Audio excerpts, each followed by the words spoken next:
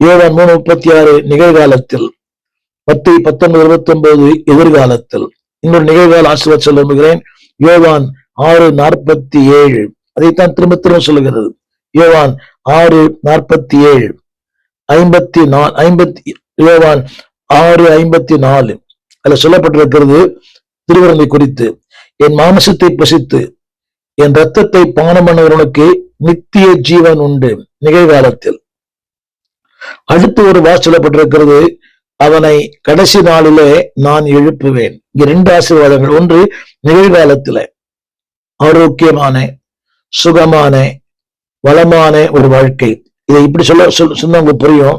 இங்க சொல்லப்பட்ட வார்த்தை, அன்பானவர்களே, 6:40 எல்லா இடத்துலயுமே இந்த நிகழ்காலத்து வாழ்க்கை வரும்.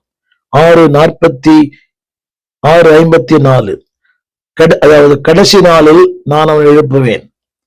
அடுத்து தேவன் சொல்கிற வார்த்தை, அடுத்து மத்தேயு 25:46 எதிர்காலத்துல. நிகழ்காலத்துல அவனுக்கு நித்திய ஜீவன் உண்டு. எல்லாருக்கும் நித்திய ஜீவன் ஒரு வார்த்தை இருக்கும். நிகழ்கால நித்திய வாழ்வு. எதிர்காலத்துல அடுத்து சொல்கிறது, அவர்கள் நித்திய ஜீவனை அடைவோம். இங்க 2 கூட்டத்தார் சொல்லப்பட்டிருக்கிறது. எதிர்காலத்துல ஒரு கூட்டம் நித்திய ஆக்கினை அடையும், இன்னொரு கூட்டம் நித்திய ஜீவனை அடையும். இது ஃபியூச்சர். கவனிங்கள். இல்லை என்றால் ஒன்று நித்திய வாழ்வு உலகத்துல, இல்லை என்றால் நித்திய ஆக்கினை. 4வதாக தேவன் சொல்கிற வார்த்தை யோவான் 10:28 அந்த வார்த்தை இப்படி சொல்லுகிறது. யோவான் 10:28 அதுல இந்த எல்லா இடத்துலயுமே இந்த வார்த்தை வருகிறது, நித்திய ஜீவன், நித்திய ஜீவன். யோவான் 10:28 அவர் கொடுக்கிறார், நிகழ்காலத்திலே கொடுக்கிறார். கவனியுங்கள். இன்னைக்கு சில பேர் கொடுப்பாங்க, நிகழ்காலத்துல கொடுப்பாங்க. ஆனா பாடுகள் வரும்போது வாட்டவர் அவங்க நிறுத்திடுவாங்க. தாயா இருக்கலாம், தகப்பனா இருக்கலாம், உறவுகளா இருக்கலாம். அவர் சொல்லுகிற வார்த்தை கவனியுங்கள், நான் கொடுக்கிறேன். அந்த வார்த்தை திரையில் பாருங்கள், நான் கொடுக்கிறேன்.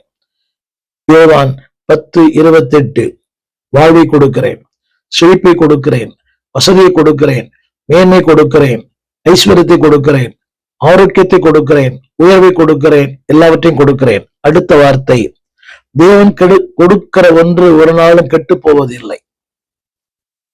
2வது, தேவன் கொடுக்கிற எதுவுமே இது கான்ஸ்டன்ட்லி அண்ட் கண்டினியூவலி. அது மட்டுமல்ல, தேவன் கொடுப்பதை யாராலும் தடுக்க முடியாது. அந்த வார்த்தை சொல்கிறது, ஒருவனும் அவைகளை என் கையிலிருந்து பறித்துக் கொள்வதும் இல்லை. 4வது குறிப்பு என்னவென்றால், அவர் நிகழ்காலத்திலும் கொடுக்கிறார்,